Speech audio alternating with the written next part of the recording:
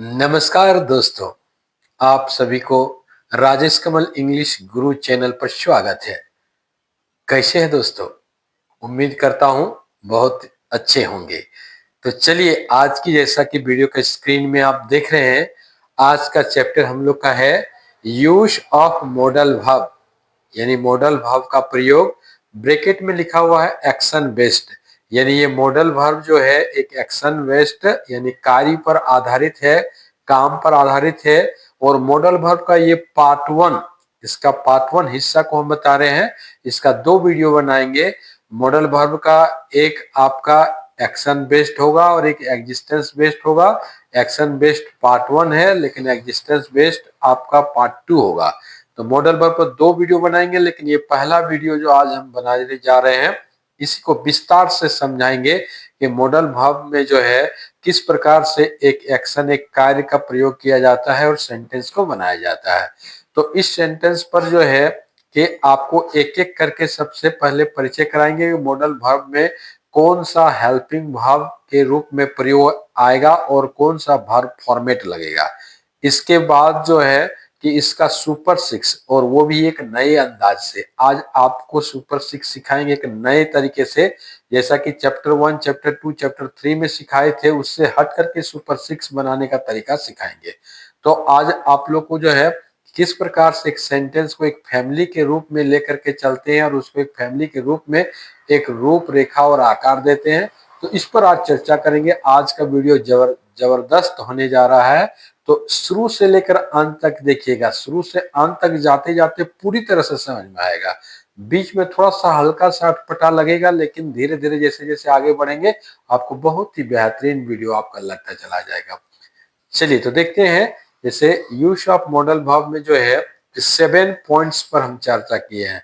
7 points देखिए, ऊपर से नीचे तक 7 पॉइंट्स है। इस 7 पॉइंट्स में जो है सबसे पहला हम जो है कि इसका क्लू वर्ड दिए हैं, जैसे क्रिया प्लस सकता है, सकती है, सकते हैं, सकता हूं। अगर कोई क्रिया या काम, जैसे खेलना, तो खेल सकता है या खेल सकती है या खेल सकते हैं या खेल सकता हूं। इस तरह से कोई क्रिया के अंत में सकता है, सकती है, सकते हैं, सकता हूं अगर होगा, तो उसका हेल्पिंग वर्ब के रूप में, जो मॉडल वर्ब को ही हम हेल्पिंग वर्ब यहाँ बोल रहे हैं, हेल्पिंग वर्ब के रूप में जो है कि आपका कैन लगेगा। सकता है, सकती है, सकता हूं का अंग्रेजी क्या होगा? कैन होगा।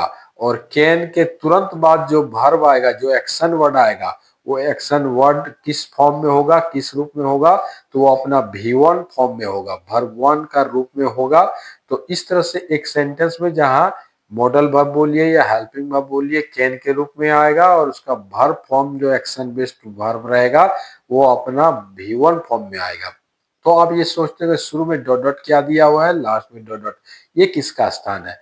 तो शुरू में जो जो डॉट डॉट आपका दिया हुआ है, ये सब्जेक्ट का स्थान है इसमें, यानी कि शुरू में आपका सब्जेक्ट रहेगा और अंत में आपका ऑब्जेक्ट, यानी अंतिम वाला जो आपका देख रहे हैं, अंत में जो आपका डॉट डॉट देख रहे हैं वो ऑब्जेक्ट का स्थान है।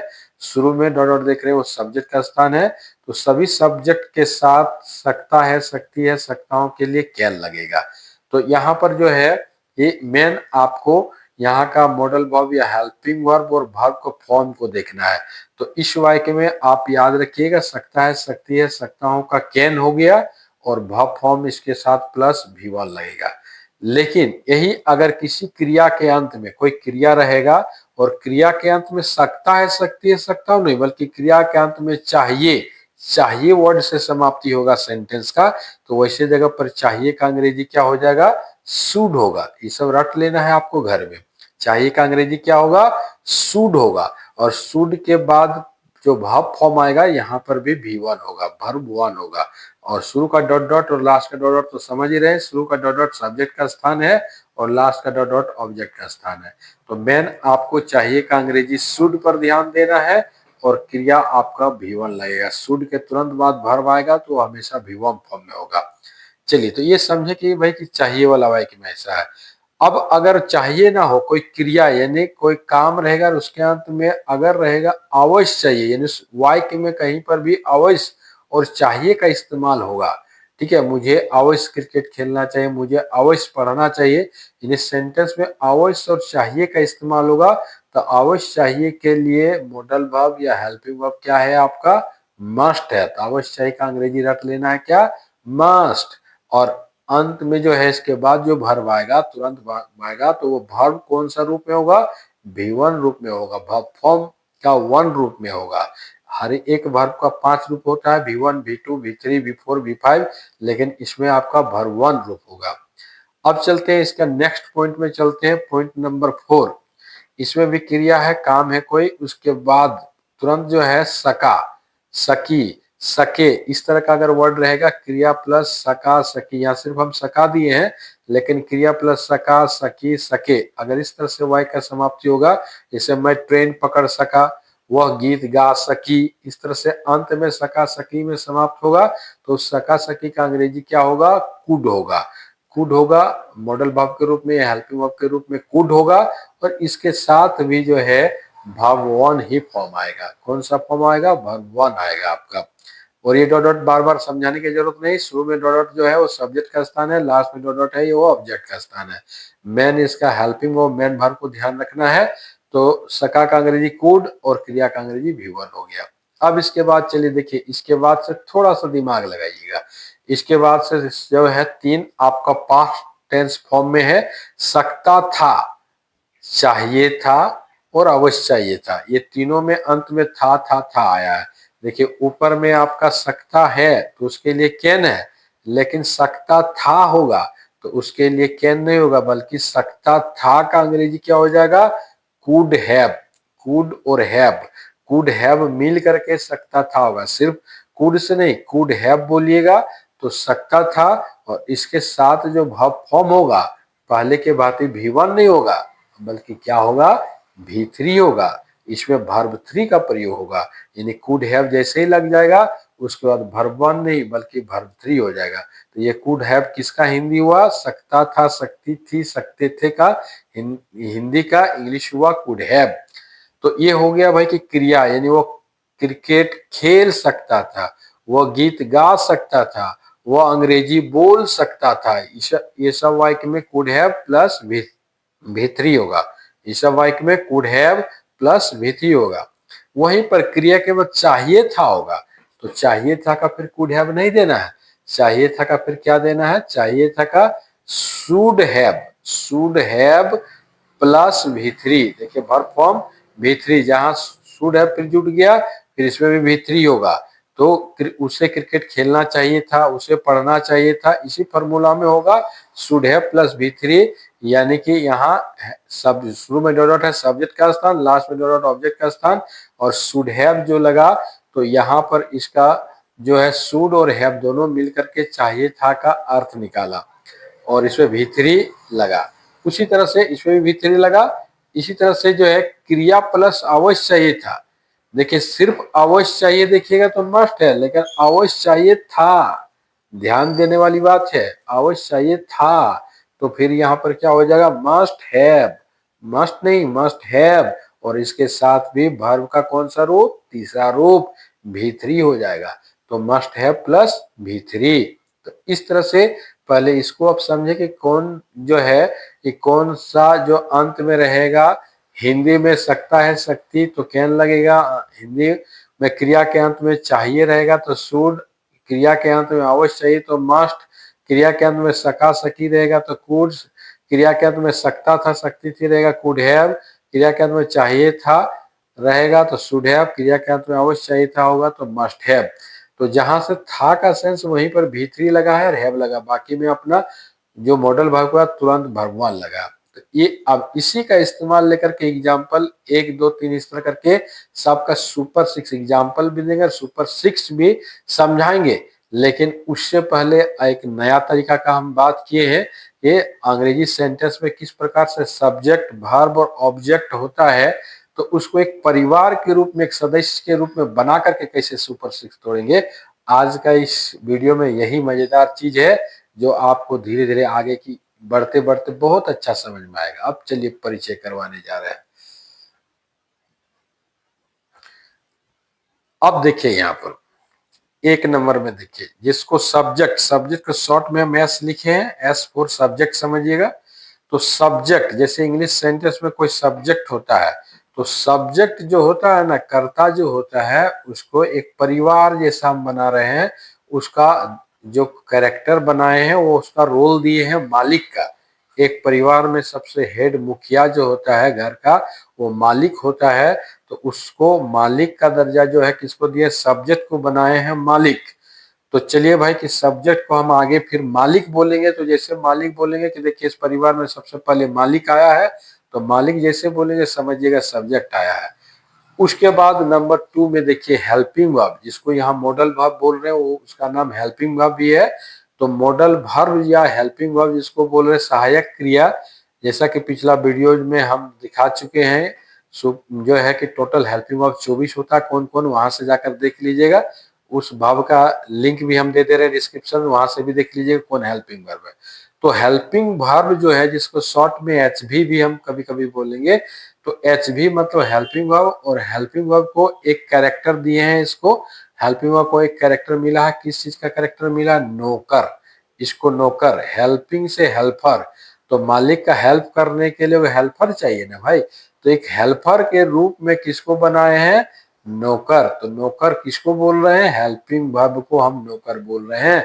यानी यहाँ पर ऊपर में जितना भी can, should, must, could, could have, should have, must have, यहाँ ऊपर भी जितना भी देख रहे हैं ये सारा का सारा हेल्पिंग वर्ब के रूप में है। और ये इसका जो है ये नौकर है, इस मालिक का एक नौकर भाई इसके साथ है, और वो है हेल्पिंग वर्ब। चलिए अब तीसरा कैरेक्टर से परिचय करा रहे हैं। हर एक इंग्लिश सेंटेंस में मैन वर्ब भी होता है। मैन वर्ब मुख्य क्रिया, यानी जिसका 5 रूप टूटता है, verb 1, verb 2, verb 3, verb 4, verb 5।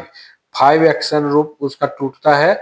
जगह जगह पर कहीं V1 होता है, तो कहीं V2 होता है, तो कहीं V3। तो उसी मैन वर्ब को शॉर्ट में हम MV लिखे हैं। MV मतलब मैन वर्ब। और इस मैन वर्ब का मुख्य जो है रोल दिए हैं, इसको मालकिन बनाए हैं। मालकिन यानी इस मालिक की पत्नी मालकिन, मालकिन के रूप में इसका इस्तेमाल किए हैं मैन वर्ब को।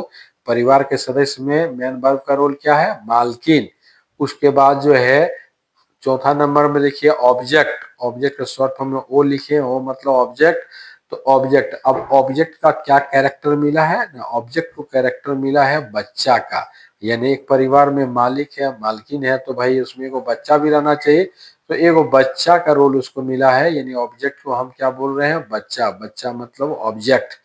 अब इसके बाद जो है कि ये टोटल सुपर 6 तोड़ने के लिए जो है और 2 कैरेक्टर का जरूरत पड़ेगा। उसमें से 5वां नंबर में WH Q वर्ड लिखे, यानी WH question word. WH question word total 9 होते हैं। 9 जैसे कि वाई, क्यों, वेयर, कहाँ, हाउ, कैसे, हु, कौन, व्हाट, क्या, होम किसे, हुज किसको, विच किसका किसकी। इस तरह से 9 क्वेश्चन वर्ड आपका दिए, जो आप इसका पिछला जो है चैप्टर 1, 2, 3 सब जगह पर 9 क्वेश्चन वर्ड को आपको दिए हैं और लिख भी दिए हैं। नहीं देखे उस वीडियो को तो वहां जाकर के आप देख लेंगे, उसका भी लिंक डिस्क्रिप्शन में हम दे दिए, वहां देख लीजिएगा, ये 9 क्वेश्चन वर्ड मिल जाएगा। तो कब, क्यों, कहाँ, कैसे, ये सब वर्ड जब सेंटेंस, जैसे तुम क्यों क्रिकेट खेल सकते हो, या तुम कैसे क्रिकेट खेल सकते हो, तो ये कब, कैसे, क्यों, ये सब वाई, वेयर, व्हेन, हाउ, ये सब वर्ड जो है ना, इस वर्ड को WH क्वेश्चन वर्ड को हम गार्ड का रूप दिए।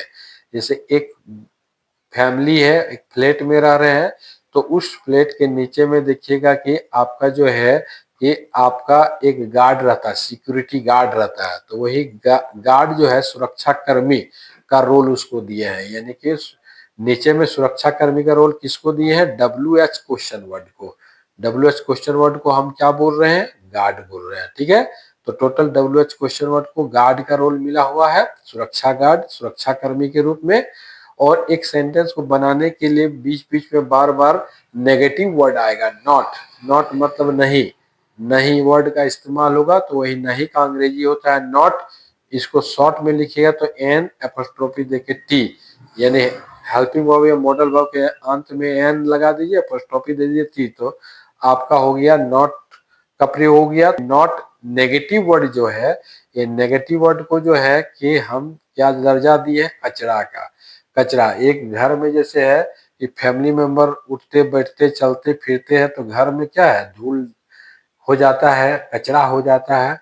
तो ये कचरा के रूप में जो है नेगेटिव सेंस, यानी कोई भी फैमिली में कोई बात बोल रहा है और वहां नेगेटिव ना ना करने लगे तो समझिए वो कचरा कर रहा है। तो कचरा का जगह जो है, कचरा जिसको बोलेंगे उस नेगेटिव वर्ड को, नॉट को हम कचरा का दर्जा दिए। तो इस तरह से जो है 5 जो है कि आपका यहाँ से लेकर 5 तक जो है कि कैरेक्टर से, और एक नॉट जो है वो कैरेक्टर नहीं बल्कि घर का गंदगी है, कचरा है, नेगेटिव वर्ड। तो इस परिचय को लेकर के अब एक परिवार सजाएंगे और सेंटेंस में ही परिवार का कौन कहाँ पर रहेगा, किसका स्थान कहाँ होगा, उसको एक एक करके समझाएंगे।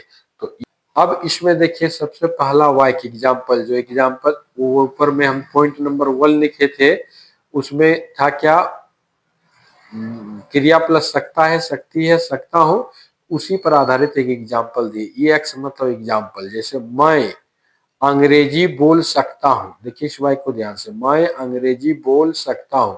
तो इसमें कौन है भाई, ये क्रिया है, हम लोग का बोलना एक क्रिया है। और इसी के अंत में देखिए सकता हूं, तो सकता हूं का अंग्रेजी हम लोग कैन सीखे थे, इसके साथ जो वर्ब आएगा वो वर्ब 1 आएगा। तो मैं अंग्रेजी बोल सकता हूं, इसका इंग्लिश ट्रांसलेशन हो जाएगा, मैं का हो गया आई, सकता हूं का हो गया कैन, इसके साथ वर्ब 1 लगेगा स्पीक, फिर उसके बाद ऑब्जेक्ट होगा अंग्रेजी का इंग्लिश। तो आई कैन स्पीक इंग्लिश, मैं अंग्रेजी बोल सकता हूँ, आई कैन स्पीक इंग्लिश। तो ये पॉजिटिव सेंटेंस है। तो पॉजिटिव सेंटेंस, अब इस पॉजिटिव यानी आई को हम लोग क्या बोलते हैं, सब्जेक्ट इंग्लिश में। कैन क्या हो गया, मेरा हेल्पिंग वर्ब हो गया, जो मॉडल वर्ब वो हेल्पिंग वर्ब हो गया। कैन स्पीक क्या हो गया, मेरा मेन वर्ब हो गया, और इंग्लिश क्या हो गया, मेरा ऑब्जेक्ट हो गया। तो अभी अभी हम ऊपर में सिखाए थे, आई जो सब्जेक्ट है उसको हम लोग क्या बोलते हैं, मालिक बोलते हैं। जो हेल्पिंग वर्ब है उसको हम क्या कैरेक्टर दिए थे, नौकर का दिए थे, इसलिए देखिए नौकर लिखा हुआ है। फिर जो स्पीक है मेन वर्ब है, मेन वर्ब का कैरेक्टर मिला था मालकिन का, यानी इस घर का मालकिन है। फिर उसके बाद इंग्लिश, इंग्लिश जो है इस घर में उसको बच्चा का रोल मिला, ऑब्जेक्ट है, तो ऑब्जेक्ट हमको क्या रोल दिए थे, बच्चा। तो इस सेंटेंस में कौन कौन आ गया भाई, मालिक आ गया, नौकर आ गया, मालकिन आ गया, बच्चा हो गया। अब यहाँ पर दिमाग लगाना है कि जब भी कोई पॉजिटिव, इस टेंस का नहीं, कोई भी टेंस का पॉजिटिव सेंटेंस बनेगा तो हमेशा याद रखना उसमें सबसे पहला स्थान मालिक का होगा।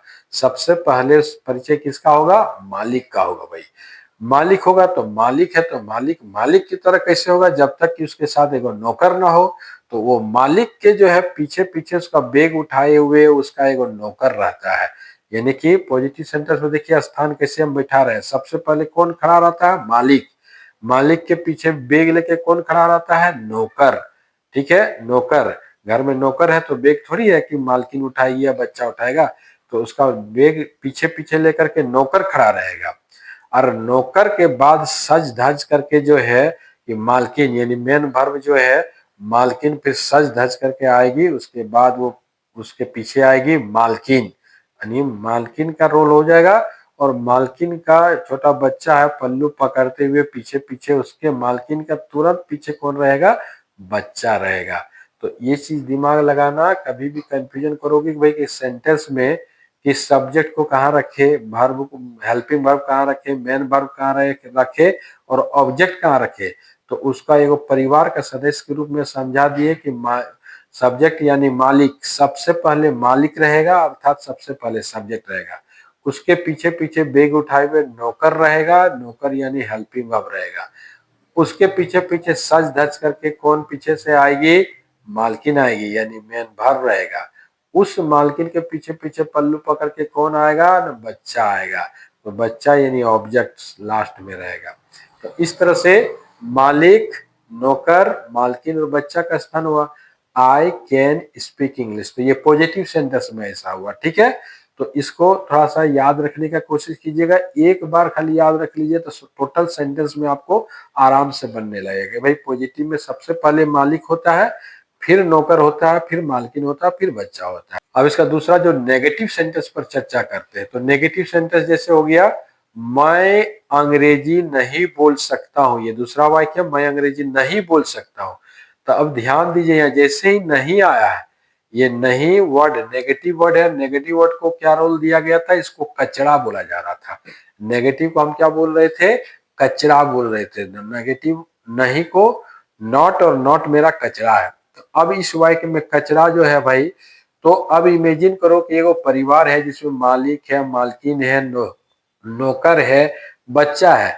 तो उस कचरा को कौन उठाएगा, उस कचरा को जो है कि मालिक तो नहीं उठाएगा, मालकिन भी नहीं उठाएगी, बच्चा भी नहीं उठाएगा, तो उठाएगा कौन, तो नौकर उठाएगा। तो जी हाँ, नौकर अपने माथे में कचरा को लेगा। तो जैसे कि मैं अंग्रेजी नहीं बोल सकता हूँ, नेगेटिव मैं, सबसे पहले मालिक का स्थान यानी सब्जेक्ट का स्थान आई, उसके बाद फिर जो है नौकर। देखिए मालिक आय हो गया, उसके तुरंत बाद फिर नौकर आएगा, पीछे पीछे नौकर आएगा।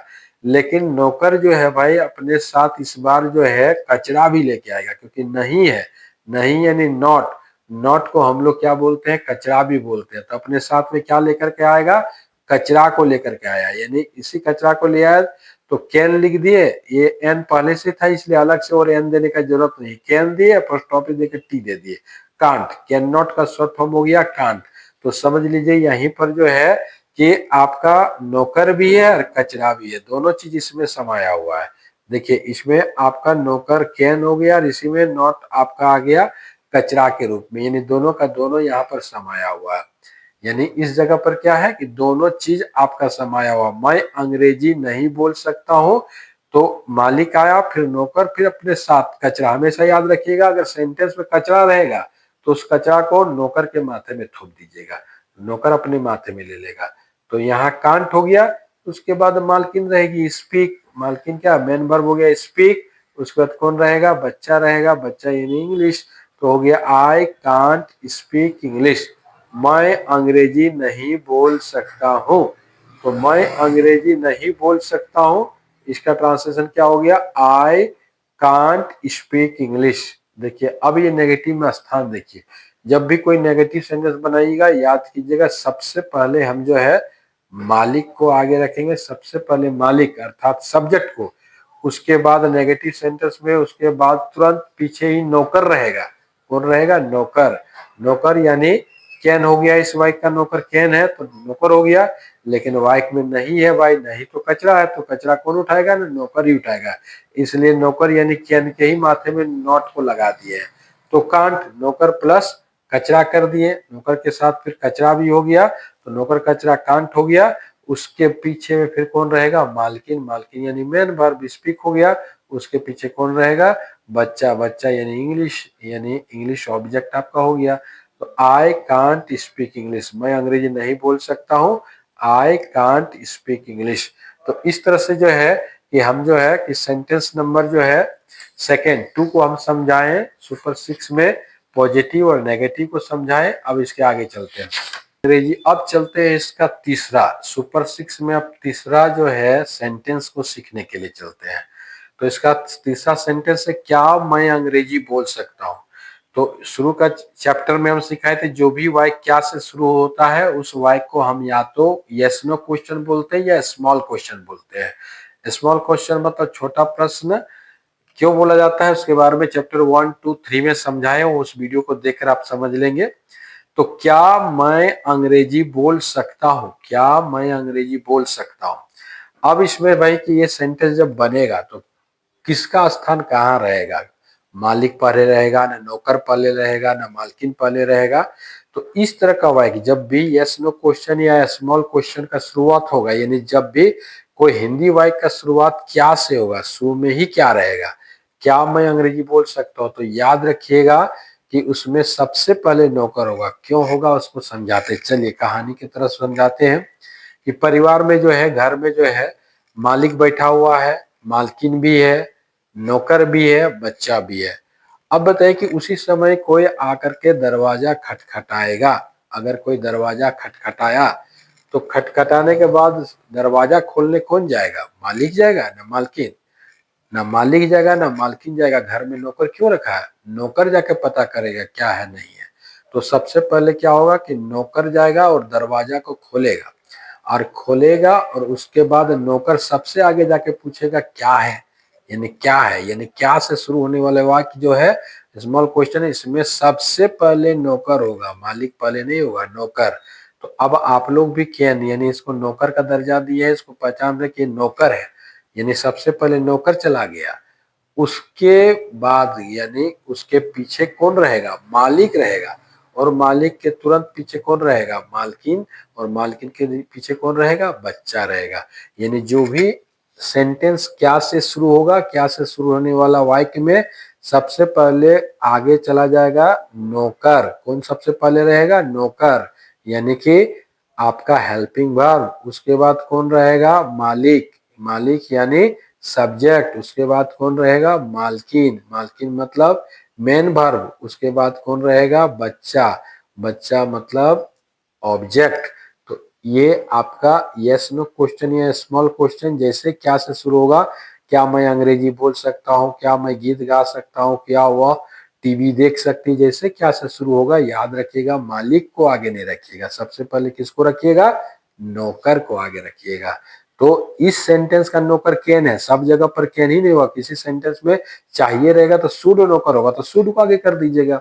तो यहाँ पर क्या मैं अंग्रेजी बोल सकता हूं, तो यहाँ पर कैन आई स्पीक इंग्लिश। अब देखिए ये सेंटेंस आपका हेल्पिंग वर्ब को आगे रख करके बनाए, यानी नौकर को आगे रख करके बनाए।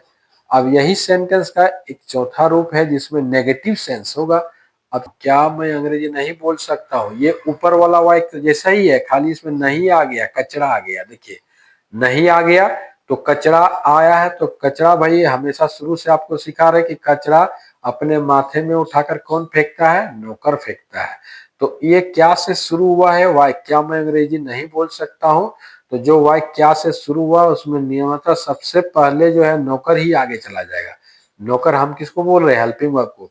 तो नौकर सबसे पहले आगे चला जाएगा कैन, लेकिन वाक्य में नहीं भी है, तो नहीं के लिए उसका नॉट को कौन अपने माथे में चिपकाएगा, तो अपने माथे पर ले आएगा नौकर, नौकर अपने माथे में उसको ले आएगा, यानी नौकर ही चलाया।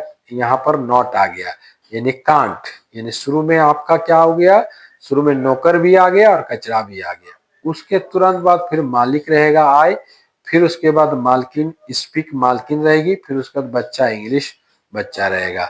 यानी कि क्या मैं अंग्रेजी नहीं बोल सकता हूं, तो can't I speak English, can't I speak English, यानी शुरू में ही नौकर और कचरा शुरू में चला गया, फिर आपका सब्जेक्ट यानी मालिक आया, फिर आपका मालकिन, फिर आपका बच्चा। अब ये हो गया चौथा नंबर हो गया कि चलो भाई इस तरह से बना।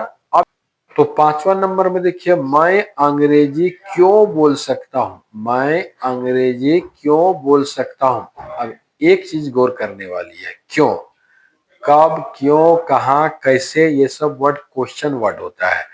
तो क्वेश्चन वर्ड जो है कब, क्यों, कहाँ, कैसे, वाई, वेयर, व्हेन, हाउ, ये सब क्वेश्चन वर्ड होता है। तो क्वेश्चन वर्ड का हम जगह कैरेक्टर बताए थे, उसको गार्ड बनाए थे, गार्ड, सुरक्षा कर्मी। एक बिल्डिंग है उसमें जो है गार्ड नीचे पहरा दे रहा है भाई। तो गार्ड जो है, तो जब कोई व्यक्ति सबसे पहले मिलने के लिए किसी मालिक से जाता है तो उसका भेंट सबसे पहले गार्ड से होगा, यानी कि उस समय जिसमें आप समझ गए कि ये वो गार्ड है, कब, क्यों, कहाँ, कैसे गार्ड है, तो उस चीज को जो है आप समझ जाइएगा कि इसका सबसे शुरुआत में किससे भेंट होगा, गार्ड से, यानी सबसे पहले वो गार्ड वाला वर्ड, यानी क्यों का अंग्रेजी होता है वाई, तो वाई को सबसे पहले हम रखे हैं, गार्ड सबसे पहले आएगा। और उसका जो है कि गार्ड से भेंट हुआ, उसके बाद फिर ऊपर चढ़ा, दरवाजा खुला, तो उसका मुलाकात फिर नौकर से होगा, यानी गार्ड के तुरंत बाद नौकर आएगा, कैन, वाई कैन।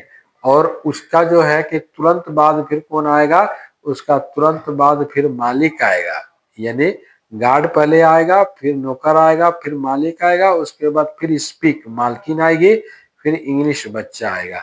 यानी इस जगह में ये मैं अंग्रेजी क्यों बोल सकता हूँ, ये एक बिग क्वेश्चन है, WH क्वेश्चन बोलिए या बिग क्वेश्चन, यानी इसका जवाब बड़ा होता है, डिटेल में होता है, इसलिए बिग क्वेश्चन बोलते हैं।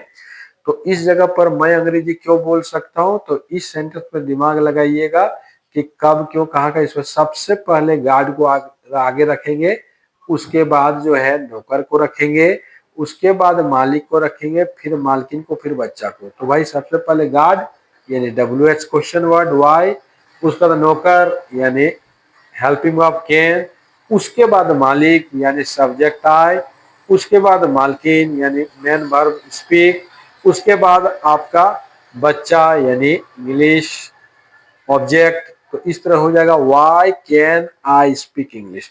इस सीक्वेंस को आप गड़बड़ाइएगा नहीं, कभी कभी कोई गार्ड के बाद मालिक रख देता, नौकर बाद नहीं, पहले गार्ड। इमेजिन कीजिए कोई आदमी आया, पहले गार्ड से वेट किया, फिर ऊपर में दरवाजा हमेशा कौन खोलता है, नौकर, तो उसके बाद नौकर से वेट होगा, फिर मालिक से वेट होगा। तो why can I speak English. अब इसके बाद जब हो गया इस तरह, तो इसी इसी सेंटेंस में एक नेगेटिव सेंस वाला भी सेंटेंस है। तो एक नेगेटिव सेंस वाला सेंटेंस को हम लोग देखते हैं, जैसे मैं अंग्रेजी क्यों नहीं बोल सकता हूं, मैं अंग्रेजी क्यों नहीं बोल सकता हूं। यही है आपका बिग क्वेश्चन या WH क्वेश्चन है, क्यों है इसलिए, लेकिन इसमें कचरा भी है, नहीं भी है। तो आप तो शुरू से सीख गए कि कचरा को कौन माथा में लेता है, यानी जो हेल्पिंग वर्ब नौकर होता है वो अपने माथा में लेता है।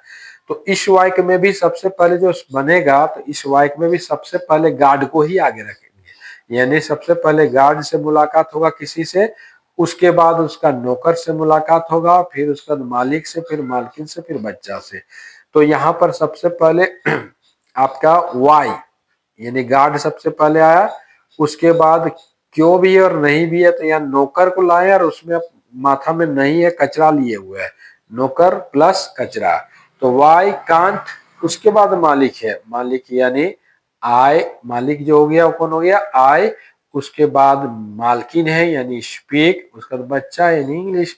Why can't I speak English. तो इस तरह से एक सेंटेंस को हम लोग सुपर 6 सेंटेंस को एक परिवार के सदस्य के रूप में हम लोग तोड़ते हुए गए कि शुरुआत का पॉजिटिव और नेगेटिव सेंटेंस पहले मालिक आता था, फिर नौकर आता था, फिर उसके बाद इसका तीसरा और चौथा में क्या हुआ कि नौकर पहले आया, उसके बाद मालिक आया, फिर इसका पांचवा और छठा रूप जो हम लोग देखे उसमें सबसे पहले गार्ड आया, फिर नौकर आया, फिर मालिक आया, यानी कि और मालकिन और बच्चा तो हमेशा लास्ट में है। तो टोटल सुपर 6 में जो है ना कि आपका मालिक, नौकर और गार्ड का ही जगह इधर उधर होता चला गया। तो इस तरह से एक सेंटेंस को हम लोग सुपर 6 तोड़ करके देखें। देखिए अब ये पॉइंट नंबर 2 यहाँ पर देखिए, जैसे कि आई शुड स्पीक इंग्लिश, मुझे अंग्रेजी बोलना चाहिए, मुझे अंग्रेजी बोलना चाहिए। तो इस वाक्य में बोल सकता हूं नहीं है, बोलना चाहिए। तो चाहिए का अंग्रेजी हम शुरू में सिखा दिए कि चाहिए का अंग्रेजी शुड होता है, और वहां पर उसका वर्ब 1 होगा बोलना, तो बोलना का स्पीक होगा। तो ये वाक्य मुझे अंग्रेजी बोलना चाहिए, इसका सेंटेंस बनेगा तो कैसे बनेगा, आई शुड स्पीक इंग्लिश। इसमें आपका कैन का इस्तेमाल नहीं होगा, इसमें शुड का होगा। आई शुड स्पीक इंग्लिश क्यों हुआ, समझ में आ गए कि क्रिया के अंत में चाहिए है, इसलिए चाहिए का अंग्रेजी कैन नहीं बल्कि शुड होगा, इसलिए हो गया आई शुड स्पीक इंग्लिश, मुझे अंग्रेजी बोलना चाहिए। अब एक वो सेंटेंस आप देख लिए, अब देखिए वही पुराना स्टाइल में जो अभी मालिक, अब उसको शॉर्ट शॉर्ट लेटर में हम लिख दिए हैं। सब्जेक्ट यहाँ जो है आई यानी उसको एम लिखे हैं, एम मतलब समझिएगा मालिक। उसका शुड, इस वाक्य का नौकर कैन नहीं है, इस वाक्य का नौकर शुड है। तो should means N, N means नौकर। उसके बाद आपका स्पीक, स्पीक मेन वर्ब है, तो मेन वर्ब को हम लोग मालकिन बोलते थे, तो मालकिन का एम फिर से लिखेंगे तो कंफ्यूजन में आप आ जाओगे, एम एम, इसलिए मालकिन का एक नया नाम दिए है M2।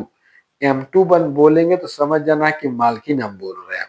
उसके बाद इंग्लिश हो गया वो बी, बी से बच्चा, बी हो गया। तो यहाँ एम से मालिक, एन से नौकर, M2 से मालकिन और बी से बच्चा। तो आई शुड स्पीक इंग्लिश, इस वाक्य का सेंटेंस बना मुझे अंग्रेजी बोलना चाहिए, I should speak English, I should speak English.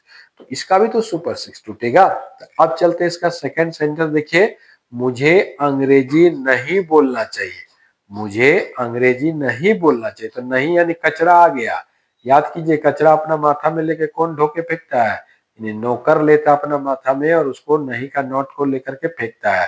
तो मुझे अंग्रेजी नहीं बोलना चाहिए, इस वाक्य का भी सेंटेंस बनेगा सबसे पहले मालिक ही होगा, मालिक यानी आई, उसके बाद नौकर होगा, उसका तुरंत बाद बेग उठाए कौन रहेगा, नौकर।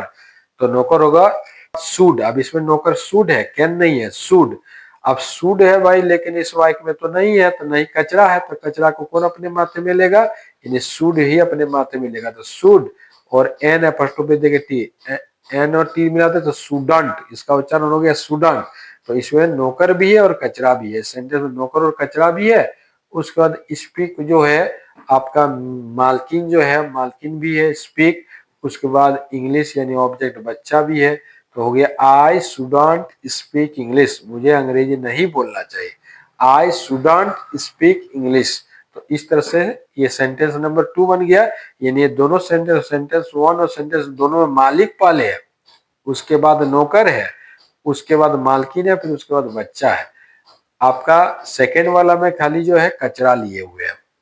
एक चीज कॉमन अगर देखिएगा पूरा सेंटेंस, मालकिन और बच्चा हमेशा अंत में है, जो भी जगह बदलता है मालिक नौकर का बदलता है, और एक गार्ड आएगा तो उसका जगह बदलेगा। तो इस तरह से जो हो गया, दो सेंटेंस बन गया। अब ये तीसरा सेंटेंस में देखिए लिखा हुआ क्या मुझे अंग्रेजी बोलना चाहिए। तो आपको शुरू में सिखाएं जो वाक्य क्या से शुरू होगा, यानी कि कोई व्यक्ति आया, दरवाजा खटखटाया, तो दरवाजा खटखटाया तो जाके पूछना है क्या है, तो कौन सबसे आगे जाके पूछेगा, तो सबसे आगे नौकर चला जाएगा। दरवाजा खोलेगा और पूछेगा क्या है। तो इस वाक्य में जो भी वाक्य क्या से शुरू होगा, स्मॉल क्वेश्चन, उसमें मालिक आगे नहीं जाएगा, कौन जाएगा, नौकर आगे जाएगा। तो नौकर कौन है भाई, सेंटेंस का शुड। तो शुड हो गया शुड, उसके बाद मालिक है आई, उसके बाद मालकिन है स्पीक, उसके बाद बच्चा है इंग्लिश। तो शुड आई स्पीक इंग्लिश। अब नौकर, मालिक, मालकिन, बच्चा समझ में आ गया। क्या वाला वाक्य में सबसे पहले नौकर जाता है।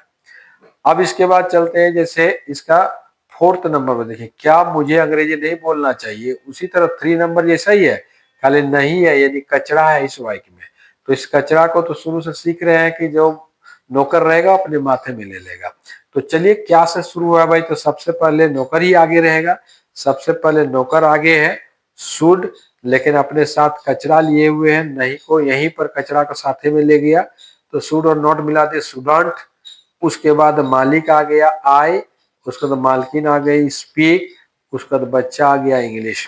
तो स्टूडेंट आई स्पीक इंग्लिश, क्या मुझे अंग्रेजी नहीं बोलना चाहिए। तो इस तरह का वाक्य में क्या भी है और नहीं है, तो शुरू में ही नौकर और कचरा रहेगा, फिर मालिक, मालकिन और बच्चा हो जाएगा। पांचवा नंबर इसका जैसे हो गया कि मुझे अंग्रेजी क्यों बोलना चाहिए। क्यों, क्यों आ गया, यानी गार्ड आ गया। इस वाक्य में कौन आया, गार्ड आ गया पहले, सुरक्षा गार्ड, यानी सुरक्षा कर्मी जो है। तो इसमें सुरक्षा कर्मी तो कोई उस मालिक से मिलने जाएगा तो सबसे वो गार्ड रखा हुआ है, तो उस आदमी का सबसे मुलाकात गार्ड से होगा, उसके बाद उसका मुलाकात नौकर से होगा, फिर मालिक से होगा, फिर मालकिन से होगा, फिर बच्चा से होगा। तो यहाँ पर क्या हो गया, सबसे पहले गार्ड, यानी क्यों का अंग्रेजी हो गया वाई, यही गार्ड है। तो वाई हो गया सबसे पहले, उसके बाद नौकर आएगा शुड, शुड हो गया नौकर, शुड से मुलाकात हुआ, उसके बाद मालिक है आई, तो हो गया वाई शुड आई। उसका बाद मालकिन है स्पीक, उसका तो बच्चा इंग्लिश। तो why should I speak English, मुझे अंग्रेजी क्यों बोलना चाहिए। तो why should I speak English, इसलिए क्यों, कैसे, ये सब वर्ड रहेगा। तो सबसे पहले गार्ड को आगे रखेंगे, फिर नौकर रखेंगे, फिर मालिक रखेंगे, फिर मालकिन, फिर बच्चा। अब उसके बाद जो है कि इसी का छठा रूप, अब देखिए मुझे अंग्रेजी क्यों नहीं बोलना चाहिए। पांचवा रूप जैसा ही है, खाली इसमें नहीं आके कचरा इसमें आ गया। तो कचरा को तो वही होगा कि नौकर उठा के लेके जाएगा, तो ये पांचवा नंबर जैसा ही होगा, खाली जो कचरा है वो नौकर के माथे में रहेगा। तो इसमें भी सुरक्षा गार्ड क्यों सबसे पहले है वाई, देखिए गार्ड सबसे पहले, उसके बाद नौकर है शुड, लेकिन इसमें नहीं है इसलिए कचरा, शुड के साथ ही कचरा है, नौकर के साथ ही कचरा है, तो स्टूडेंट। उसके बाद मालिक है आई, यानी मालिक कौन है आई, उसके बाद मालकिन कौन है स्पीक, उसके बाद बच्चा कौन है इंग्लिश। तो हो जाएगा why shouldn't I speak English, मुझे मुझे अंग्रेजी क्यों नहीं बोलना चाहिए, why shouldn't I speak English. तो इस तरह से ये सेंटेंस को सुपर 6 हम लोग तोड़े। अब इसके बाद बाकी का जो पॉइंट नंबर 3 से, ये आप अपने कॉपी में प्रयास करेंगे तो आप इसको तोड़ सकते हैं। आप मेरे इस वीडियो को शुरू में एक दो बार अगर कंफ्यूजन होगा तो फिर देख लीजिए, और समझ गए एक ही बार में तो डायरेक्ट बनाना शुरू कीजिए। अब देखिए ये वाक्य हो गया मुझे अवश्य अंग्रेजी बोलना चाहिए, मुझे अवश्य अंग्रेजी बोलना चाहिए। तो अवश्य का अंग्रेजी हम क्या सिखाए थे, मस्ट सिखाए थे। तो इसका सेंटेंस बनेगा आई मस्ट स्पीक इंग्लिश। क्या बनेगा, आई मस्ट स्पीक इंग्लिश। तो इस वाक्य में पहचानिए, आई जो मेरा सब्जेक्ट है उसको क्या बोलेंगे, मालिक। मस्ट इस वाक्य में आया है, ना कैन आया है ना शुड आया, मस्ट। तो मस्ट कौन कैरेक्टर है, नौकर। स्पीक कौन है, मालकिन। और इंग्लिश कौन है, बच्चा। तो अब इसको उसी अनुसार से आप 6 रूप तोड़ सकते हैं। मुझे अवश्य अंग्रेजी बोलना चाहिए, आई मस्ट स्पीक इंग्लिश। मुझे अवश्य अंग्रेजी नहीं बोलना चाहिए, आई मस्टंट स्पीक इंग्लिश। क्या मुझे अवश्य अंग्रेजी बोलना चाहिए, मस्ट आई स्पीक इंग्लिश। क्या मुझे अवश्य अंग्रेजी नहीं बोलना चाहिए, मस्टंट आई स्पीक इंग्लिश। मुझे अवश्य अंग्रेजी क्यों बोलना चाहिए, why must I speak English. और मुझे अवश्य अंग्रेजी क्यों नहीं बोलना चाहिए, why mustn't I speak English. जैसे 2 एग्जाम्पल से हम समझाए थे, वो वैसा ही आपका बन जाएगा। तो आप मालिक, नौकर, मालकिन, बच्चा का स्थान किस तरह से देंगे वो ऊपर वाले वाक्य में हम समझा दिए। इसका पॉइंट नंबर 4 में देखिए, अब यहाँ लिखा हुआ मैं अंग्रेजी बोल सका। तो अब सका का अंग्रेजी हम लोग का कुड होता है। तो अब ये कुड नौकर के रूप में यहाँ कुड मिलेगा इस वाक्य में। जैसे आई कुड स्पीक इंग्लिश, मैं अंग्रेजी बोल सका, आई कुड स्पीक इंग्लिश। तो इसमें आई मेरा सब्जेक्ट हो गया, कुड मेरा नौकर हो गया, स्पीक मेरा मेन वर्ब हो गया, और इंग्लिश मेरा बच्चा हो गया। अब इसका सुपर 6 सुपर के तरीके से आप सजा लीजिए कि कैसे किस तरह से ये सुपर 6 बनेगा। आई कुड स्पीक इंग्लिश, इसको हम सुपर 6 करके नहीं दिखा रहे हैं, आप अपने से इसको तोड़िए। इसके बाद देखिए इसका 5वां नंबर, इसमें क्या लिखा हुआ है, मैं अंग्रेजी बोल सकता था। ये पास्ट का बोर्ड करा रहा है, मैं अंग्रेजी बोल सकता था।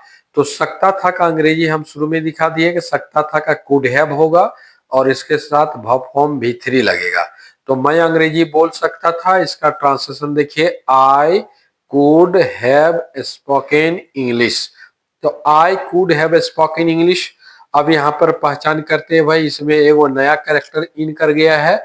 तो इसको हम पहले पहचानते, जैसे आई जो सब्जेक्ट है जिसको हम लोग मालिक बोलते हैं। कुड जो इसके तुरंत बाद आया है, ये हेल्पिंग वर्ब, मॉडल वर्ब या हेल्पिंग वर्ब है, इसको हम नौकर बोलते हैं। और इस कुड के तुरंत बाद एक हैव आया है, हैव इसका दोस्त है जो अपने दोस्त से मिलने आया है। यानी कुड के साथ जो हैव है, ये हैव इसका दोस्त है। और ये हैव जब भी आता है इससे मिलने के लिए, वो हमेशा मालकिन, स्पोकन जो है मालकिन है, और उसके बाद इंग्लिश बच्चा है, यानी ऑब्जेक्ट है जो बच्चा है। तो ये हैव जो है, कुड के बाद जो हैव होता है, वो हैव हमेशा मालकिन के सामने चला जाता है और मालकिन के सामने जाता है, मालकिन के पास रहता है। और जैसे हैव मालकिन के पास रहता है, तो वो मालकिन का जो टेम्परेचर है रहता है, जो गुस्सा उसका रहता है, वर्ब 1 में रूप में टेम्परेचर 1 में, वो टेम्परेचर 3 तक, माने ये इसको परेशान करते रहता है, मालकिन को छेड़छाड़ करते रहता है। तो इसका टेम्परेचर 1 से सीधे टेम्परेचर 3 में चला जाता है, यानी वर्ब 1 से वर्ब 3 फॉर्म में ये बदल जाती है।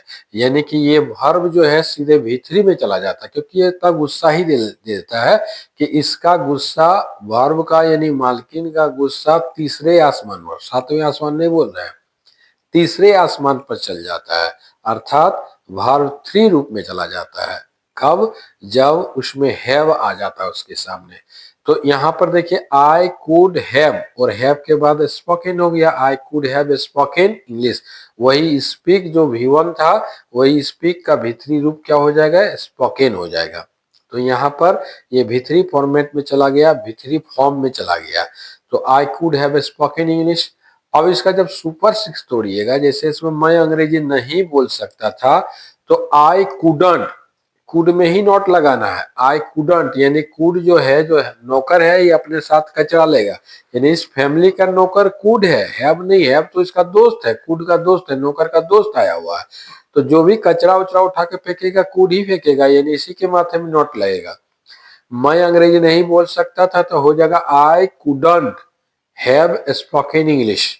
इसी को अगर हम करेंगे, क्या मैं अंग्रेजी बोल सकता था, तो नौकर आगे चला जाएगा, यानी could I have spoken English, सिर्फ कुड को आगे करना है, मालिक से आगे सिर्फ कुड को करना है।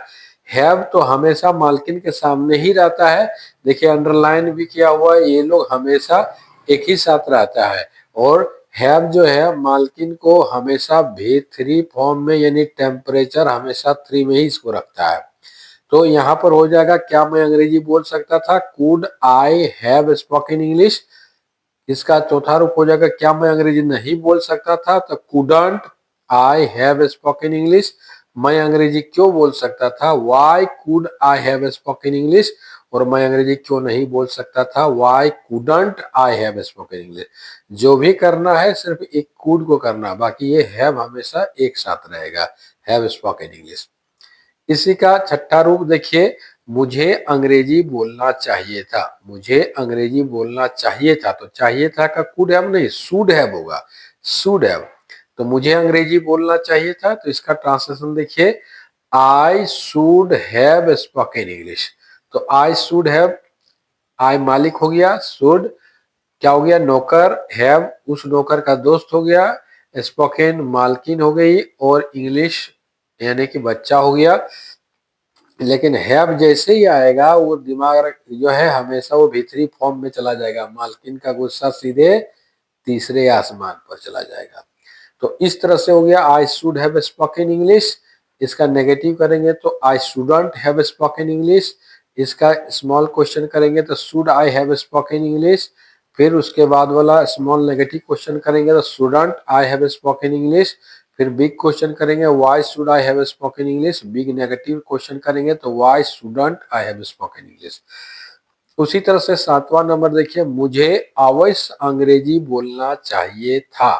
तो अवश्य और चाहिए था, तो अवश्य चाहिए था का अंग्रेजी मस्ट हैव होता है, मस्ट हैव। तो मुझे अवश्य अंग्रेजी बोलना चाहिए था, तो हो गया आई must have spoken English, I must have spoken English.